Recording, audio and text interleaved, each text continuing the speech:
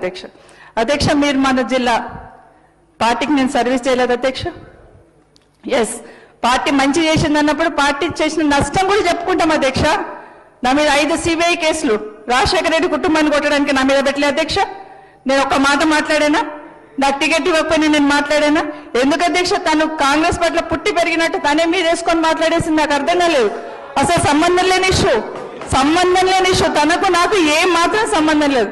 మీరు మాట్లాడుతుంటే మీరు అట్లా ఇంకా మీరు వదిలేస్తే ఎట్లా అధ్యక్ష? మీరైనా కనీసం చెప్పాలి కదా. దయచేసి ఇట్లాంటి కనీసం ముందున్న పునరావృతం కాకుండా దయచేసి మీకు రిక్వెస్ట్ చేస్తున్న వ్యక్తిగతంగా మాట్లాడుకోవడానికి బయట మస్తు వేదికలు ఉంటాయి అధ్యక్ష. ఇక్కడ ప్రజా సమస్యలను ప్రశ్నిద్దాం, ప్రజా సమస్యల గురించి డిస్కస్ చేద్దాం. నేను ఈ రోజు మన రేవంత్ రెడ్డి గారు ముఖ్యమంత్రి గారు అసెంబ్లీలో మాట్లాడిన వరకు నేను కాంగ్రెస్ పార్టీని కామెంట్ చేయలేదు అధ్యక్ష. ఎప్పుడైతే మాట్లాడారో అప్పుడు మాత్రమే కామెంట్ చేసిన.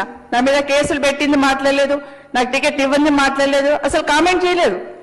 కానీ ఈ రోజు మళ్ళీ కాంగ్రెస్ పార్టీ ఏంటంటే ఎస్ చేసింది, మంత్రి పదవి ఇచ్చింది, 5 CBI కేసులు కూడా పెట్టింది. అది కూడా మాట్లాడదంటే ఎట్లా అధ్యక్ష? దయచేసి గుర్తుపెట్టు.